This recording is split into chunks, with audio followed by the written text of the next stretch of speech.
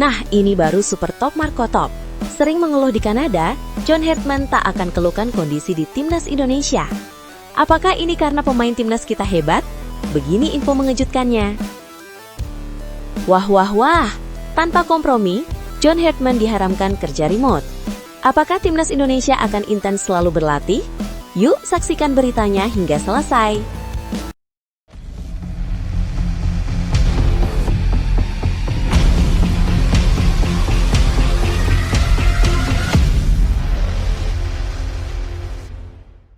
Mohon subscribe channel Timnasku Indonesia agar tidak ketinggalan informasi Timnas Indonesia. John Hartman tak keluhkan kondisi timnas Indonesia. John Hartman datang ke timnas Indonesia dengan reputasi besar dan ekspektasi yang tak kalah tinggi. Pelatih asal Inggris berusia 50 tahun itu dikenal luas sebagai sosok di balik kebangkitan Kanada hingga berhasil menembus Piala Dunia 2022. Sebuah pencapaian bersejarah setelah penantian panjang sejak edisi 1986. Rekam jejak inilah yang membuat publik sepak bola Indonesia menaruh harapan besar. Namun menariknya, berbeda dengan pengalamannya di Kanada, John Hartman diyakini tidak akan mengeluh ketika menangani timnas Indonesia meski kondisi sepak bola nasional masih dalam proses berkembang. Saat melatih Kanada, Hartman sempat melontarkan keluhan yang cukup tajam. Ia menyoroti minimnya jumlah pemain Kanada yang berkiprah di level tertinggi sepak bola dunia. Dalam laporan media Kanada, Sportsnet, Hartman menyebut terlalu banyak pemain yang menyia-nyiakan waktu dengan bermain di liga level ketiga dan keempat. Menurutnya, kondisi itu menjadi salah satu penyebab Kanada kerap kesulitan bersaing di pentas global. Standar tinggi menjadi tuntutan Hartman, karena baginya pemain harus berani menembus liga elit seperti Premier League Inggris, La Liga Spanyol, Serie A Italia, Ligue 1 Prancis, atau Bundesliga Jerman jika ingin membawa negaranya melangkah jauh. Keluhan tersebut muncul pada momen yang krusial, salah satunya ketika Kanada tersingkir dari Piala Emas 2018 usai kalah dari Haiti. Pada periode itu, hanya Alphonso Davies yang benar-benar bermain di klub papan atas dunia bersama Bayern Munchen. Selebihnya, banyak pemain Kanada masih berkutat di Major League Soccer yang oleh Hartman dikategorikan sebagai kompetisi level ketiga.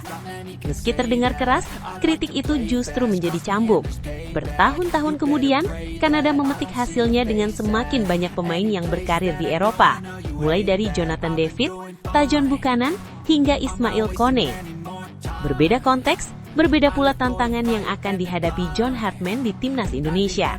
Jika di Kanada ia mengeluh karena kurangnya pemain di Liga Top, di Indonesia justru ia datang di tengah gelombang optimisme. Dalam beberapa tahun terakhir, timnas Indonesia mulai diisi pemain-pemain yang merasakan atmosfer kompetisi Eropa. Nama Emil Audero yang bermain di Italia, Jai Itzes bersama Sassuolo, Kevin Dix di Jerman, hingga Calvin Verdong di Prancis, menjadi bukti bahwa standar yang dulu dituntut Hartman di Kanada, kini perlahan hadir di skuad Garuda. Kondisi ini membuat alasan untuk mengeluh menjadi jauh lebih kecil. Justru sebaliknya, memilih timnas Indonesia seharusnya membuat John Hartman semakin tertantang, bukan menggerutu. Dia datang bukan sebagai pelatih yang membangun dari nol tanpa fondasi, melainkan sebagai arsitek yang diminta menyempurnakan proyek besar. Dukungan federasi, antusiasme publik, serta generasi pemain yang semakin matang secara mental dan pengalaman internasional adalah modal penting. Dengan bekal itu, ekspektasi publik pun meningkat. Timnas Indonesia seharusnya tidak sekadar tampil kompetitif, tetapi membidik prestasi tertinggi di Asia. Piala Asia 2027 menjadi panggung pembuktian. Dengan filosofi disiplin, keberanian menetapkan standar tinggi, dan pengalaman membawa Kanada menembus Piala Dunia, John Hartman dinilai punya kapasitas untuk mengantar Indonesia melangkah jauh, bahkan menjuarai turnamen tersebut. Jika dulu ia menuntut pemain Kanada untuk berani naik kelas, kini ia bertemu skuad Indonesia yang justru lapar akan tantangan dan siap diasah agar mampu bersaing dengan raksasa Asia. Kombinasi ini membuat optimisme publik semakin masuk akal, bukan sekadar mimpi. Kini, semua mata tertuju pada bagaimana Hartman meramu timnas Indonesia menghadapi agenda besar. mulai dari ASEAN Championship 2026 hingga Piala Asia 2027.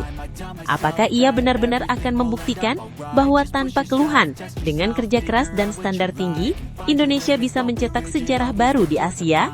Ataukah tantangan yang ada justru lebih berat dari yang dibayangkan? Menarik untuk menunggu jawabannya. Menurut Anda, apakah John Hartman sosok yang tepat untuk membawa timnas Indonesia menjuarai Piala Asia 2027? Tulis pendapat Anda di kolom komentar.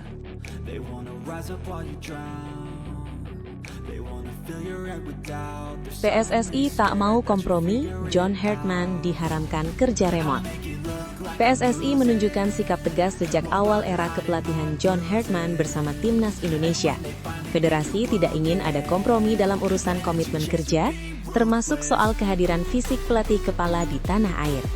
Penegasan ini terlihat jelas dari keputusan PSSI yang mewajibkan John Hartman untuk tinggal dan bekerja langsung di Indonesia tanpa opsi kerja jarak jauh atau remote. Langkah ini sekaligus menjadi sinyal bahwa proyek timnas Indonesia ke depan tidak boleh setengah-setengah dan harus dijalankan dengan keseriusan penuh. Teka-teki mengenai kapan John Hartman akan menginjakan kaki di Jakarta akhirnya terjawab setelah Ketua Badan Tim Nasional PSSI Sumarji memastikan bahwa pelatih asal Inggris tersebut dijadwalkan tiba pada Senin, 12 Januari 2026. Kepastian ini mengakhiri spekulasi publik yang menanti kehadiran sosok pelatih dengan reputasi membawa Kanada lolos ke Piala Dunia 2022. Kedatangannya juga menjadi penanda dimulainya babak baru timnas Indonesia pasca berakhirnya kontrak Patrick Kluivert pada Oktober 2025. Menariknya, dalam kedatangan perdananya ke Indonesia, John Hartman disebut akan datang seorang diri tanpa didampingi asisten pelatih asing. PSSI sengaja mengatur agenda awal tersebut agar fokus utama tertuju pada pengenalan Hartman kepada publik sepak bola nasional. Rencana perkenalan resmi kepada media dan masyarakat pun dijadwalkan berlangsung pada hari yang sama dengan kedatangannya. Hal ini menunjukkan bahwa PSSI ingin transparan sekaligus membangun kedekatan awal antara pelatih baru timnas Indonesia dengan publik pendukungnya. Lebih dari sekedar agenda seremonial, kehadiran fisik John Hartman di Indonesia menjadi syarat mutlak dalam kontrak kerja yang disepakati bersama PSSI.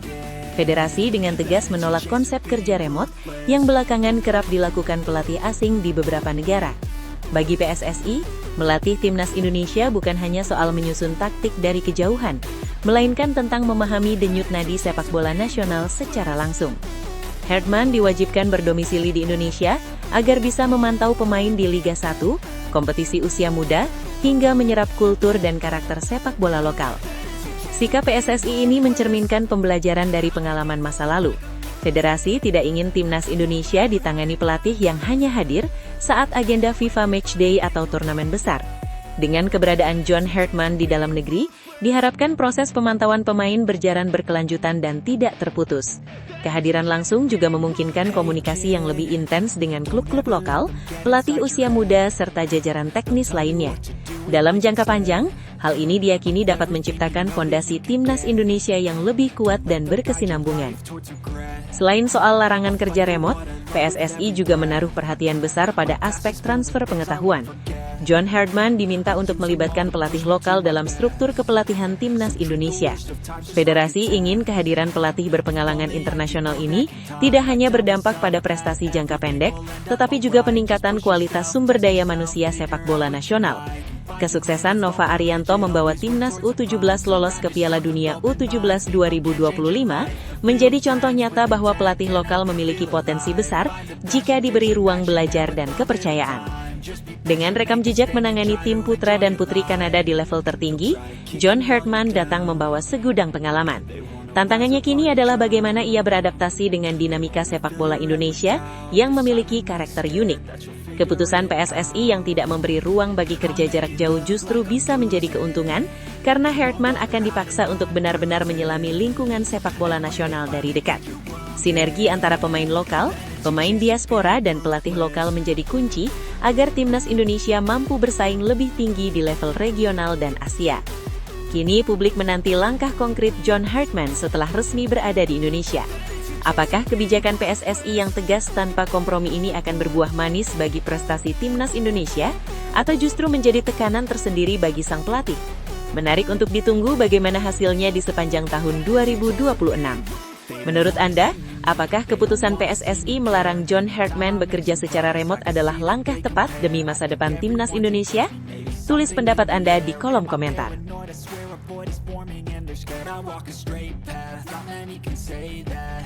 Joey Pelupesi merapat ke Persib Bandung. Rumor bergabungnya Joey Pelupesi ke Persib Bandung mendadak menjadi perbincangan hangat di kalangan pecinta sepak bola nasional, khususnya bobotoh. Semua bermula dari sebuah unggahan misterius akun non-resmi Persib Bandung yang selama ini dikenal sangat kredibel dalam membocorkan informasi internal klub.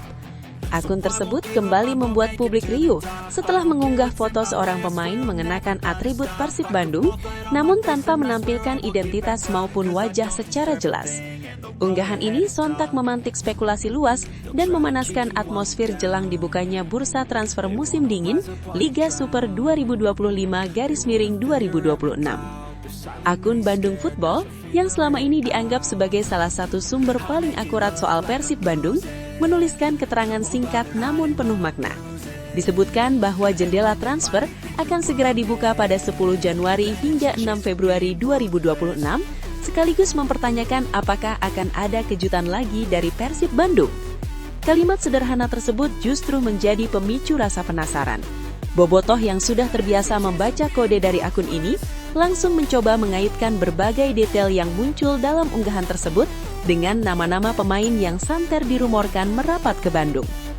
Salah satu detail yang paling mencuri perhatian adalah sepatu Adidas berwarna hijau yang dikenakan sosok misterius dalam foto tersebut.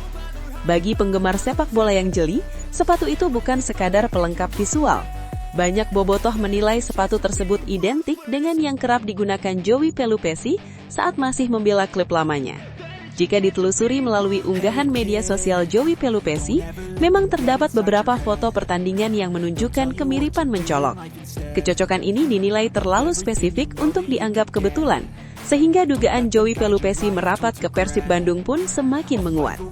Spekulasi ini terasa semakin masuk akal, mengingat karakter permainan Joey Pelupesi yang dinilai cocok dengan kebutuhan Persib Bandung.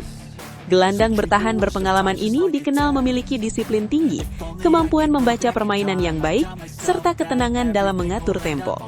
Kehadirannya diyakini bisa menambah kedalaman skuad Maung Bandung, terutama di lini tengah yang membutuhkan sosok pemutus serangan lawan sekaligus penghubung antar lini.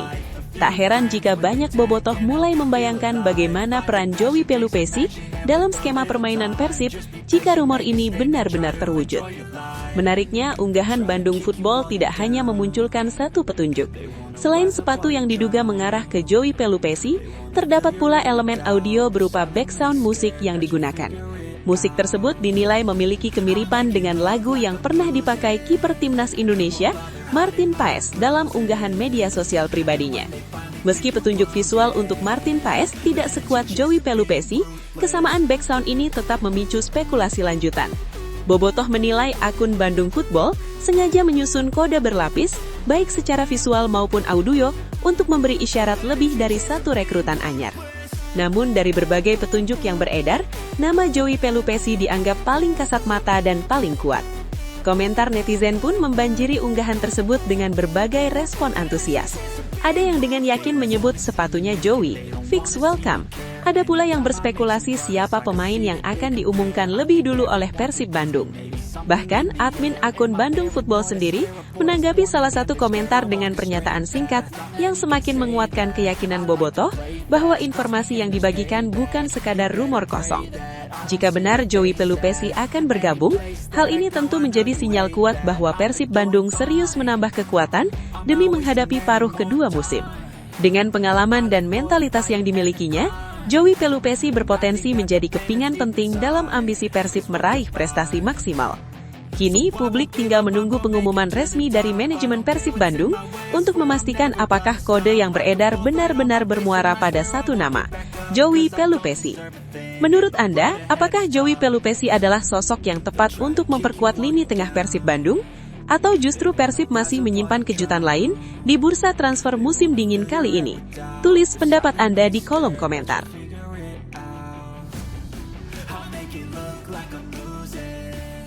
Keunikan John Herdman bisa bantu timnas Indonesia juara Piala Asia 2027.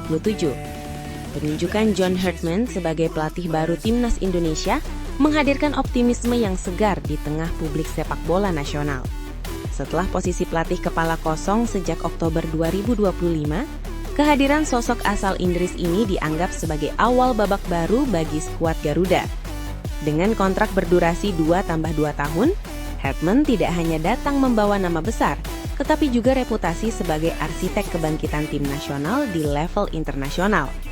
Tidak berlebihan jika banyak pihak mulai memprediksi bahwa keunikan pendekatan Herdman bisa menjadi kunci bagi mimpi besar timnas Indonesia menjuarai Piala Asia 2027. Keunikan John Herdman justru terletak pada fakta bahwa kesuksesan terbesarnya diraih bukan di tanah kelahirannya.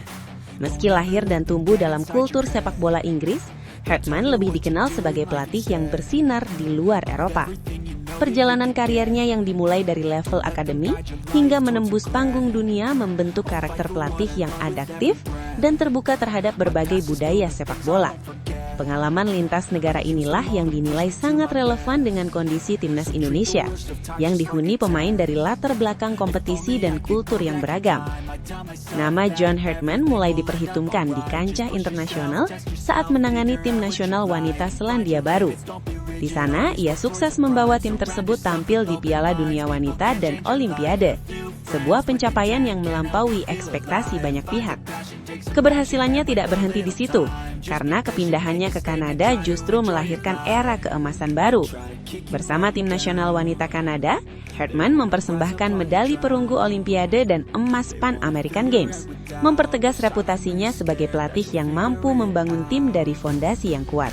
Transisi John Herdman dari tim nasional wanita ke tim nasional putra Kanada menjadi salah satu bab paling unik dalam kariernya. Keputusan tersebut sempat diragukan, namun justru berujung pada prestasi besar. Ia berhasil mengantar Kanada kembali tampil di Piala Dunia 2022, mengakhiri penantian panjang sejak edisi 1986. Keberhasilan ini menunjukkan kapasitas Herdman sebagai pelatih yang tidak hanya piawai secara taktik, tetapi juga kuat dalam membangun mental dan identitas tim. Pengalaman Herdman di Major League Soccer bersama Toronto FC semakin melengkapi portofolionya. Meski hasilnya tidak selalu sempurna, keterlibatannya di Liga Profesional Amerika Serikat memberinya pemahaman mendalam tentang pengelolaan pemain bintang, tekanan kompetisi, serta tuntutan performa jangka panjang. Hal ini menjadi modal penting ketika ia harus menghadapi padatnya agenda timnas Indonesia pada 2026, mulai dari FIFA Series, Piala AFF, hingga rangkaian FIFA Matchday yang krusial sebagai persiapan menuju Piala Asia. Dari sisi taktik, John Herdman dikenal sebagai pelatih yang fleksibel dan tidak kaku pada satu skema permainan. Ia mampu menyesuaikan formasi dan pendekatan berdasarkan karakter pemain dan kekuatan lawan. Di Kanada, ia sukses memaksimalkan pemain-pemain dengan kecepatan dan daya jelajah tinggi dalam sistem 3 back, namun tidak ragu beralih ke 4 back saat membutuhkan keseimbangan.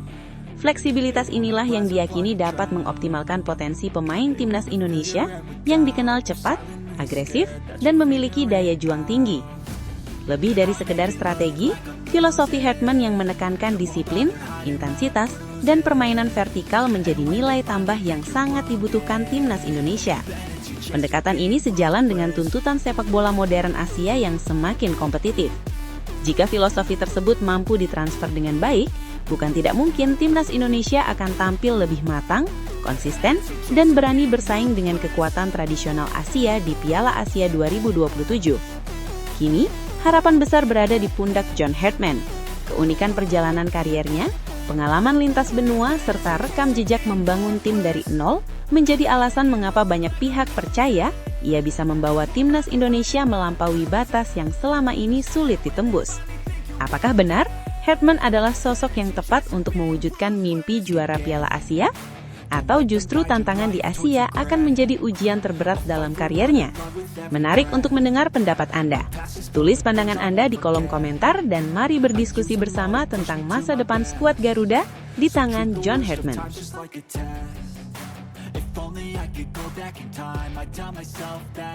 Dibantu pelatih lokal berkualitas, John Hartman bakal bersinar bersama Timnas Indonesia.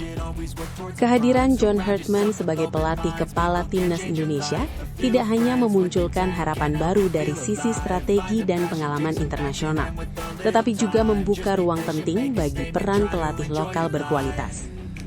Dalam konteks inilah, kolaborasi antara pelatih asing dan pelatih dalam negeri menjadi sorotan utama. Banyak pihak menilai, keberhasilan Hartman bersama Timnas Indonesia tidak akan berdiri sendiri, melainkan sangat bergantung pada dukungan staf kepelatihan yang memahami karakter sepak bola nasional. Dengan hanya membawa satu asisten asing, kebutuhan akan pelatih lokal yang kompeten menjadi semakin krusial. Pandangan tersebut salah satunya datang dari pengamat sepak bola nasional, sekaligus mantan pemain Timnas Indonesia, Supriyono Prima. Ia menilai bahwa pelibatan pelatih lokal bukan sekedar pelengkap, melainkan bagian penting dari strategi jangka panjang PSSI. Menurutnya, pelatih lokal memiliki keunggulan dalam memahami kultur pemain Indonesia, dinamika kompetisi domestik, serta tekanan sosial yang kerap menyertai timnas. Kombinasi ini diyakini mampu membantu John Hartman beradaptasi lebih cepat dan efektif di lingkungan sepak bola Indonesia yang unik. Dalam perspektif Supriyono, pelatih lokal dapat berfungsi sebagai jembatan antara filosofi kepelatihan modern yang dibawa Hartman dengan realitas di lapangan. Perbedaan budaya, gaya komunikasi, hingga cara pemain merespon instruksi seringkali menjadi tantangan bagi pelatih asing. Disinilah peran asisten lokal menjadi vital, yakni menerjemahkan gagasan besar pelatih kepala agar lebih mudah dipahami dan diterapkan oleh para pemain. Jika proses ini berjalan selaras, potensi Timnas Indonesia diyakini bisa berkembang secara signifikan. Dari hasil pengamatannya, Supriyono Prima menyebut ada sejumlah nama pelatih lokal yang realistis dan layak mendampingi John Hartman. Salah satu yang paling menonjol adalah Nova Arianto. Pengalaman Nova sebagai asisten Shin Tae-yong, serta keberhasilannya membawa Timnas Indonesia U17 lolos ke Piala Dunia U17 2025 menjadi bukti kapasitasnya. Nova dinilai sangat memahami transisi generasi pemain, sekaligus terbiasa bekerja dalam sistem kepelatihan modern yang menuntut disiplin, detail, dan analisis mendalam, sesuatu yang sejalan dengan pendekatan Hartman. Selain Nova Arianto, nama Kurniawan Dwi Yulianto juga dianggap memiliki nilai tambah tersendiri. Pengalaman Kurniawan menimba ilmu kepelatihan di Italia, serta keterlibatannya di lingkungan sepak bola Eropa, memberikan perspektif internasional yang tetap berpijak pada konteks lokal.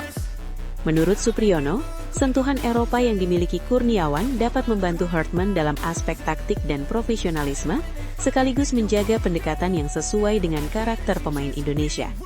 Kombinasi ini berpotensi menciptakan keseimbangan antara standar global dan kebutuhan domestik. Nama berikutnya yang tak kalah menarik adalah Fahri Husaini.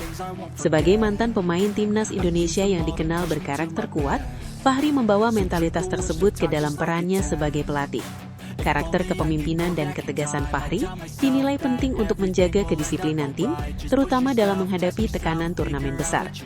Dalam struktur kepelatihan, sosok seperti Fahri dapat menjadi penguat ruang ganti, sekaligus menjaga semangat juang pemain di tengah tuntutan tinggi. Sementara itu, Eko Purjianto juga masuk dalam rekomendasi Supriyono karena kedekatannya dengan pemain serta pemahaman mendalam terhadap kompetisi domestik. Faktor emosional dan komunikasi efektif menjadi keunggulan Eko yang tidak bisa diabaikan. Dalam tim nasional, kemampuan menyampaikan pesan pelatih kepala dengan bahasa yang tepat seringkali menentukan keberhasilan implementasi strategi. Eko dinilai mampu menjalankan peran tersebut, memastikan ide John Hartman tersampaikan dengan jelas dan diterima oleh pemain. Jika kolaborasi ini benar-benar terwujud, John Hartman diyakini memiliki peluang besar untuk bersinar bersama Timnas Indonesia. Dukungan pelatih lokal berkualitas tidak hanya akan mempercepat adaptasi Hartman, tetapi juga menjadi sarana transfer ilmu yang berkelanjutan bagi sepak bola nasional. Sinergi antara pengalaman internasional dan kearifan lokal inilah yang diharapkan mampu membawa Timnas Indonesia naik level. Bukan hanya kompetitif di Asia, tetapi juga konsisten dalam jangka panjang. Kini pertanyaan besarnya adalah, sejauh mana PSSI mampu meramu komposisi staf kepelatihan yang ideal? Apakah kolaborasi pelatih asing dan lokal ini akan menjadi kunci kebangkitan timnas Indonesia atau justru menghadirkan tantangan baru dalam harmonisasi peran? Menarik untuk menantikan kelanjutannya. Bagaimana menurut Anda? Pelatih lokal mana yang paling tepat mendampingi John Herdman agar timnas Indonesia benar-benar bersinar?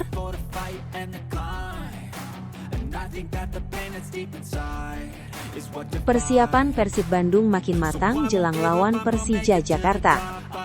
Persiapan Persib Bandung semakin menunjukkan kematangan jelang laga akbar menghadapi Persija Jakarta pada penutupan putaran pertama BRI Super League musim 2025-2026.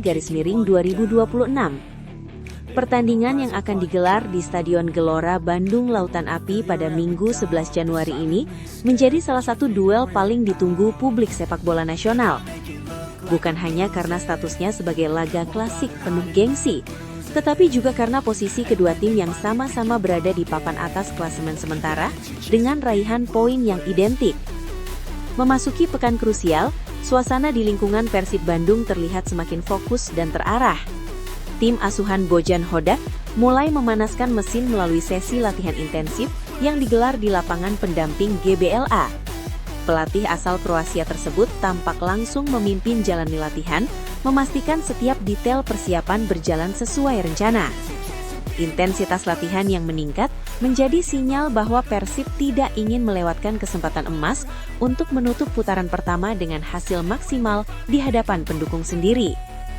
Kabar positif datang dari kondisi skuad yang perlahan kembali mendekati komposisi ideal. Dua pemain kunci, Mark Klok dan Eliano Reinders, sudah kembali bergabung dalam latihan dan dinyatakan dalam kondisi siap tempur. Kehadiran Mark Klok menjadi suntikan penting di lini tengah, mengingat perannya sebagai pengatur tempo sekaligus pemimpin di lapangan. Sementara itu, Eliano Reinders memberi opsi tambahan bagi Persib untuk menghadirkan variasi permainan yang lebih dinamis, terutama dalam duel dengan intensitas tinggi seperti menghadapi Persija. Meski demikian, Persib Bandung masih harus menghadapi beberapa kendala terkait kondisi pemain. Federico Barba, bek andalan di jantung pertahanan, masih menjalani proses pemulihan dan belum bisa dipastikan tampil. Selain itu, Andrew Patrick Jung hampir dipastikan absen pada laga syarat gengsi ini, sementara Beckham Putra juga berpeluang menepi akibat masalah cedera. Situasi ini menuntut Bojan Hodak untuk memaksimalkan kedalaman skuad yang ada, sekaligus mengatur strategi agar keseimbangan tim tetap terjaga. Menariknya, Bojan Hodak justru menilai atmosfer jelang laga besar seperti Persib kontra Persija membuat pekerjaannya terasa lebih ringan. Menurutnya, motivasi pemain sudah terbentuk secara alami tanpa perlu dorongan ekstra dari tim pelatih. Semua pemain menunjukkan antusiasme tinggi dan keinginan besar untuk tampil dalam pertandingan yang memiliki tekanan sekaligus kebanggaan tersendiri. Kondisi mental seperti ini menjadi modal penting bagi Persib untuk tampil lepas namun tetap fokus saat laga dimulai. Keuntungan bermain di kandang juga menjadi faktor krusial yang menambah kepercayaan diri Persib. Dukungan penuh bobotoh dipastikan akan memenuhi Stadion Gelora Bandung Lautan Api, menciptakan atmosfer yang sulit ditandingi. Antusiasme supporter terlihat jelas dari ludesnya 26.000 tiket yang dijual panitia hanya dalam waktu 1 hari sejak penjualan dibuka. Gelora stadion yang penuh diyakini mampu memberikan energi tambahan bagi para pemain di lapangan. Dari sisi persaingan klasemen, laga ini memiliki arti yang sangat strategis. Persib dan Persija sama-sama mengoleksi 35 poin, dengan Persija unggul selisih gol. Hasil pertandingan ini akan sangat menentukan siapa yang berhak menutup putaran pertama di puncak klasemen. Lebih dari itu, duel ini juga menjadi penanda awal jalur juara di BRI Super League musim ini. Mengingat konsistensi di paruh pertama kerap menjadi cerminan kekuatan tim dalam perburuan gelar. Dengan persiapan yang kian matang, kembalinya pemain kunci serta dukungan penuh dari supporter, Persib Bandung memiliki modal besar untuk menghadapi rival abadinya. Namun Persija Jakarta tentu bukan lawan yang mudah ditaklukkan, terlebih mereka datang dengan ambisi besar untuk mencuri poin di kandang lawan. Pertarungan strategi, mental, dan kualitas individu akan tersaji sepanjang 90 menit yang penuh tensi. Kini, semua mata tertuju ke Stadion Gelora Bandung Lautan Api. Apakah Persib Bandung mampu memaksimalkan persiapan matang dan dukungan bobotoh untuk mengamankan kemenangan penting? Atau justru Persija Jakarta yang berhasil mencuri panggung di laga klasik ini? Menarik untuk menantikan jawabannya. Bagaimana prediksi Anda untuk duel panas Persib kontra Persija kali ini? Tulis pendapat Anda di kolom komentar.